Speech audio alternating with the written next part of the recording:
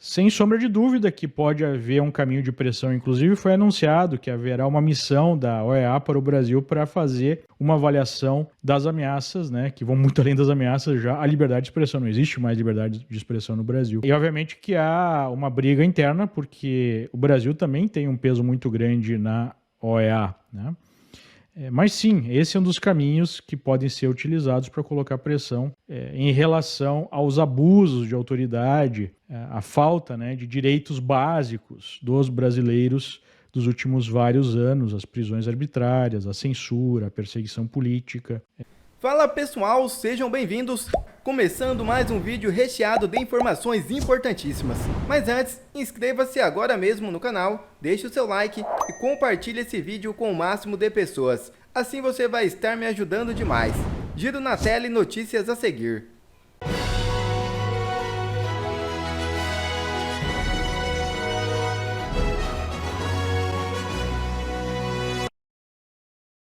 O fim antecipado do governo Lula.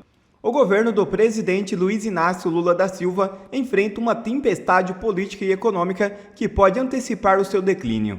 Em meio a uma crise de popularidade e um cenário econômico que analistas classificam como fracassado, Lula vê sua base de apoio se esfalecer, enquanto a oposição e setores do próprio Congresso testam seus limites.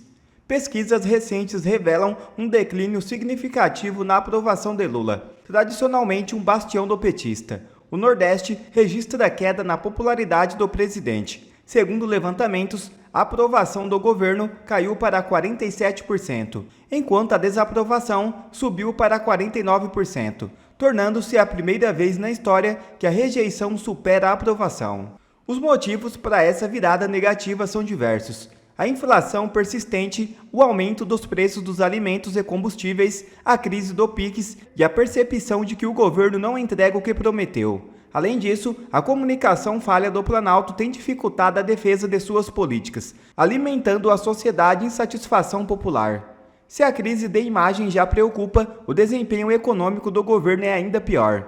Economistas apontam que Lula não conseguiu conter a inflação, levando o país a uma recessão técnica. A alta do dólar, incertezas fiscais e o aumento do custo de vida afetam diretamente a população, reduzindo seu poder de compra. Os cortes da Bolsa Família, o crescimento do desemprego, especialmente no Nordeste, têm gerado descontentamento generalizado. Além disso, investidores demonstram desconfiança, o que resulta na fuga de capitais e no enfraquecimento da economia. O Brasil, que já foi visto como uma potência emergente, agora enfrenta dificuldades para atrair recursos e manter estabilidade financeira. O governo Lula também lida com desafios constantes no Congresso, especialmente com o Centrão, bloco que detém grande influência sobre votações estratégicas. Figuras como Ciro Nogueira, Gilberto Kassab, Arthur Lira e Marcos Pereira têm posto obstáculos ao governo, dificultando sua governabilidade. O cenário de um governo enfraquecido e incapaz de cumprir o seu mandato já é uma realidade. O fim antecipado de seu terceiro mandato, seja por pressões políticas, crise econômica ou mesmo impeachment, já não parece uma possibilidade tão remota. A situação pode chegar num ponto tão insustentável que o próprio Centrão prefira tirar o L. Olha, a gente já está vendo alguns sinais disso, né? Durante a semana, o Kassab disse que o PSD lançará o Ratinho Júnior à presidência e que não apoiará o L, né, o descondenado. Por que a classe política está se movimentando nessa direção? Porque a última coisa que eles querem é uma crise econômica que gere uma revolta popular de grandes proporções, como aconteceu enquanto a Dilma era presidente, e isso faça com que a população questione todo o sistema político, toda a classe política. Esse foi um dos grandes combustíveis da Lava Jato. A Lava Jato só pôde acontecer porque havia esse pano de fundo de uma crise econômica com uma grande insatisfação, uma grande revolta popular. Então, é só esse o motivo. Obviamente que essa é uma forma do Centrão colocar pressão para que o Lula seja minimamente pragmático na economia e também para o Centrão cobrar mais caro pelo seu apoio no Congresso. É isso que está acontecendo neste momento. Agora, pode ser, né, que por conta dessa pressão o Lula resolva ser um pouquinho mais pragmático e seja o suficiente para o Centrão achar que vale mais a pena não trocar o certo pelo duvidoso e continuar com o descondenado na presidência, que promoveu, né, a grande blindagem à classe política brasileira, né, com a sua descondenação e anulação de todos os processos na Lava Jato. E esse é o acordo, né? Esse é a coalizão espúria que nós temos hoje no Brasil. Nós temos o PT, principalmente o Lula, né, porque o PT até tem pouca força hoje, mas o Centrão no poder para blindar a classe política brasileira, reprimir qualquer oposição, caçar, na verdade, né, perseguir, colocar na cadeia qualquer oposição significativa a esse regime. É isso que rola no Brasil. Agora, o que eles podem fazer é buscar em 2026, se o negócio realmente piorar muito, um candidato da direita permitida para fazer de conta que há democracia no Brasil, como nós tínhamos, né, no Teatro das Tesouras, PT, PSDB, ao longo aí de pelo menos 2 décadas. Mais de 100 assinaturas para o impeachment do descondenado. Agora vai? Olha, conforme o descondenado for perdendo o apoio popular, e isso pode ser acelerado conforme a crise econômica, a recessão avance, a gente está vendo a inflação tomando mais corpo por conta da desvalorização cambial, essa pressão política vai aumentar. O cheiro de sangue na água aumenta. E aí a oposição fica ouriçada. Ou mesmo o Centrão, né, que fica preocupado e não tão ouriçado porque ele já está no poder. Então eu não vejo espaço para impeachment exatamente agora, mas já existir esse pedido, com esse número de assinaturas, as pessoas começarem a falar isso, é um sinal de desgaste profundo desse desgoverno. Mas não creio que existam, né, condições políticas neste momento para um processo de impeachment, que pode ser modificado dependendo de como evoluir a crise. E o recado de Hugo Mota para os ministros do STF. Quem diria, Hugo Mota subiu o tom em seu primeiro discurso à frente da Câmara dos Deputados e mandou um recado aos ministros do Supremo Tribunal Federal. O aviso de Hugo Mota é de que todos os poderes devem prestar contas à sociedade e adotar políticas de transparência. Ele sugeriu a criação de um mecanismo que torne públicas as despesas de todos os poderes, com atualização em tempo real. O presidente empossado reforçou que a República é constituída por 3 poderes e combinou em seu discurso a defesa da transparência e do parlamentarismo. Abre aspas. Porque este parlamento, responsável que é pelo orçamento, como determina a Constituição, não oferece à sociedade uma plataforma integrada de todos os poderes, todos para que os brasileiros e as brasileiras possam acompanhar todas as despesas em tempo real de todos os poderes. Transparência total de todos. A sociedade brasileira agradece. E acrescentou: na questão da transparência, o que não pode haver é opacidades e transparências relativas, porque o princípio é da igualdade entre os poderes. A praça, sempre lembremos, é dos 3 e não de 1 ou de 2 poderes. E quando não é dos 3, não é a praça da democracia. E todos defendemos a democracia, porque sem democracia, esse livro não é a Constituição, não é a civilização. É um pedaço de papel, é letra morta. E vamos lutar pela Constituição. Fecha aspas. O discurso é bonito, mas queremos ver na prática. Trump pode pressionar a Corte Interamericana a frear o autoritarismo de Moraes? Sem sombra de dúvida que pode haver um caminho de pressão. Inclusive foi anunciado que haverá uma missão da OEA para o Brasil para fazer uma avaliação das ameaças, né, que vão muito além das ameaças já à liberdade de expressão. Não existe mais liberdade de expressão no Brasil. E obviamente que há uma briga interna, porque o Brasil também tem um peso muito grande na OEA, né? Mas sim, esse é um dos caminhos que podem ser utilizados para colocar pressão em relação aos abusos de autoridade, a falta, né, de direitos básicos dos brasileiros dos últimos vários anos, as prisões arbitrárias, a censura, a perseguição política. Isso tudo precisa ficar ainda mais evidente. O Elon Musk deu uma grande ajuda nesse propósito ao revelar o que estava acontecendo no Brasil, mas é só o começo, né? É um trabalho que precisa ser feito com toda a amplitude dessa agência e de outras. Davi Alcolumbre mal assumiu a presidência do Senado ontem, nem esquentou a cadeira ainda e já deu 2 declarações bombásticas. Dá uma olhadinha na primeira delas aqui, mostrando que ele começou com o pé esquerdo, ou talvez com o pé na esquerda. Olha o que ele falou aqui. Nenhum senador tem o direito de atrapalhar a agenda do governo. Gente, que ele é governista, que ele ia trabalhar lado a lado com o Lula, com a STF, ele já sabia. Mas ele já começar, logo depois da eleição, dando uma declaração desse tipo, isso me assustou bastante. Me mostrou que ele não tem vergonha de assumir a agenda lulista. Olha aí, ó, o novo presidente do Senado fala em trabalhar lado a lado com o governo. Ele afirmou nesse sábado que a gestão dele irá respeitar e ajudar o governo federal em relação às pautas do Congresso Nacional. Essa é a primeira declaração bombástica que eu quero mostrar para vocês. Eu vou mostrar em seguida a segunda, mas entre as duas, deixa eu te mostrar antes disso o que pensam os presidentes novos do Congresso Nacional em uma série de matérias. Saiu essa notícia aqui do Globo dizendo: de anistia ao PL das redes sociais, o que pensam aí o Alcolumbre e o Hugo Motta sobre 10 temas sensíveis? O que você acha? Vamos lá, vamos passar aqui alguns dos temas. Eu selecionei alguns, não todos, para vocês verem. 8 de janeiro.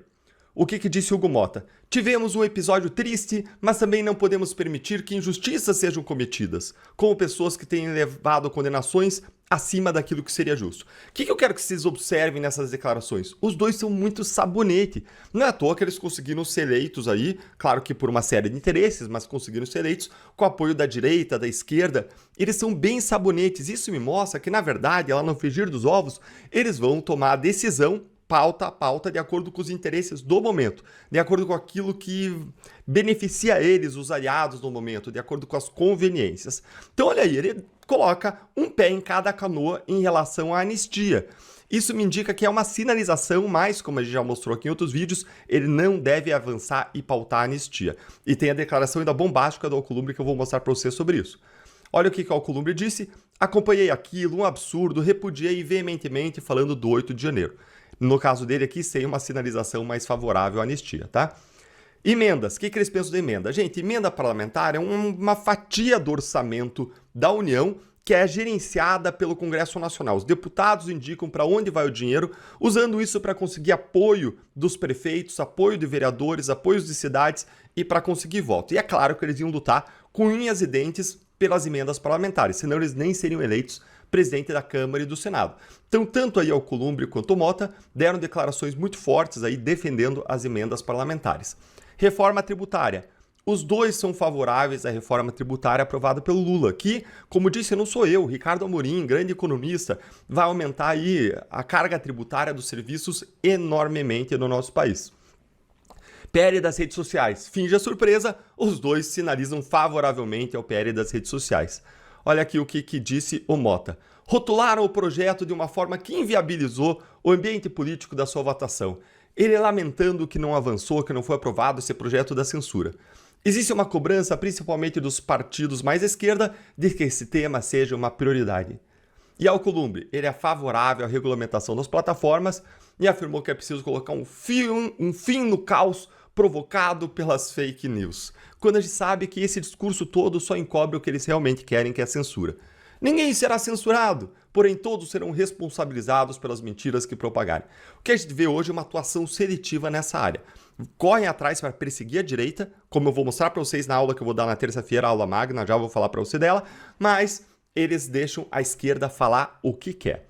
Vamos para o marco temporal. Marco temporal é uma pauta importante para o agro, só por isso que eu mantive aqui para comentar com vocês. Ambos votaram de uma forma favorável ao marco temporal, que basicamente ele restringe a área que pertence aos indígenas àquelas áreas ocupadas ou em disputas na época da promulgação da Constituição.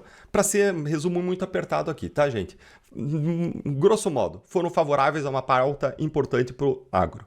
Em relação a drogas e saída temporária, gente, nenhum deputado em sã consciência, a não ser que seja do PSOL, do PT, é contra a luta contra as drogas. Os dois aí foram claramente aí favoráveis a políticas públicas antidrogas, embora você vai ver aqui, ó, que o Hugo Motta, ele é sabonete nisso também. Ele nunca falou sobre isso, falou lá em 2011 e 2012, e aí a reportagem pegou aqui e trouxe para o momento atual. Mas dificilmente eles se posicionariam contra o combate às drogas, isso seria um suicídio eleitoral para eles.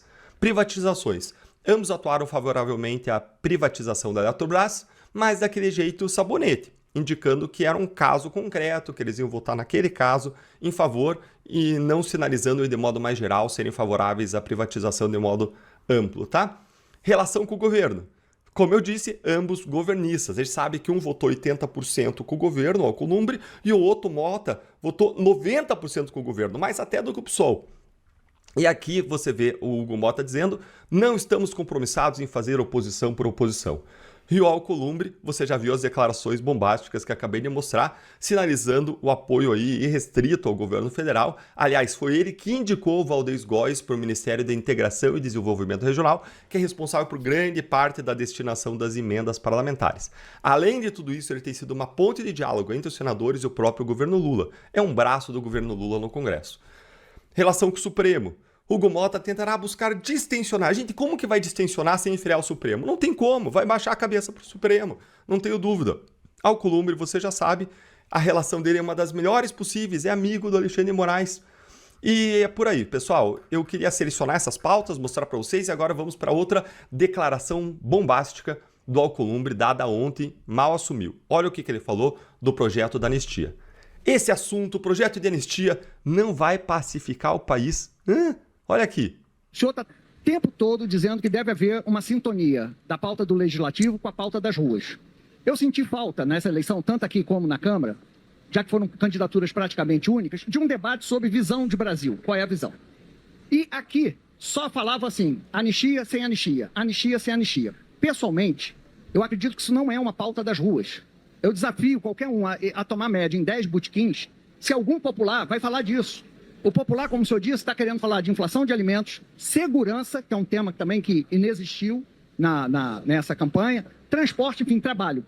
A minha pergunta, o senhor vê a anistia como uma pauta das ruas ou uma pauta da polarização?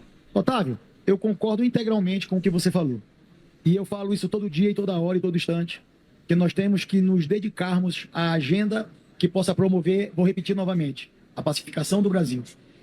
Gente, como pacificação do Brasil quando tem gente mofando na cadeia com penas absurdas, injustas, por crimes que não cometeram, crime de golpe de Estado, sem individualização das condutas, sem prova individualizada do que essas pessoas fizeram, é uma injustiça imensa. O que ele está fazendo basicamente é dizer, eu vou lavo minhas mãos, eu não vou colocar as minhas mãos nesse vespeiro aí para promover justiça. É basicamente isso que ele está dizendo. No final até dessa declaração ele vai dizer o seguinte, ele vai dizer, olha, é uma pauta da direita, mas não é uma pauta prioritária. Mais uma vez, como eu disse, sempre sabonete, sempre escorregando para cá, para lá, mas a gente sabe que eles não vão avançar essa pauta. Que ele não compra, como eu já mostrei em outros vídeos para vocês, que ele não compra essa briga com o Supremo Tribunal Federal. E diante dessa eleição do Alcolumbre, do Mota, com tudo que vocês estão vendo aí, gente, você deve estar enojado, indignado, frustrado como eu. Ontem eu fiz um vídeo sobre isso, não vou repetir o que eu disse, confere lá. Trouxe uma palavra de ânimo, de esperança para vocês. E em vez de eu falar agora, eu vou deixar para vocês uma mensagem curta, menos de um minutinho, de alguém que me representa no Congresso Nacional sobre essa eleição, sobre a eleição aí do Alcolumbre, do Mota. Se aplica para as duas, que é alguém que realmente me representa, que é o senador Eduardo Girão. Dá uma olhadinha aí no que ele disse ontem. Ao vivo. Para controlar, para calar o brasileiro. O PL da censura passou sob a presidência do candidato do continuismo. A gente precisa lembrar disso. Um espectro político da direita, dos conservadores desse país, não se sentem representados pelo que acabou de ouvir aqui da outra tribuna do candidato do continuismo. Aqui não é clube privado que um passa o bastão para o outro, faz acordões, vai tu para aquela comissão. Isso não deveria ser correto. Cargos. Nós viramos aqui um balcão de emendas há muito tempo. O Congresso cada vez mais com dinheiro, com chavos, troca de favores. Lá, ao vivo. Gente, é isso aí, é um absurdo, é isso mesmo. Os conservadores, as pessoas de bem, honestas, corretas, íntegras, não se sentem representadas pelas pessoas que foram eleitas. Agora eu quero dizer uma coisa para vocês, finalizar dizendo que a nossa confiança está em Deus. E ele nos diz em Isaías 41:10, não tenha medo, pois eu estou com você. Não fique assustado, pois eu sou o seu Deus. Eu lhe dou forças, eu o ajudo e eu o protejo com a minha mão forte. Quer ver mais conteúdos como esse? Então inscreva-se agora mesmo no canal e ative o sininho das notificações. Assim você não perde mais nenhum conteúdo que é postado aqui no canal. e também já deixe o seu like para o YouTube ajudar a divulgar o nosso trabalho. Fico por aqui e que Deus abençoe a todos. Brasil acima de tudo e Deus acima de todos.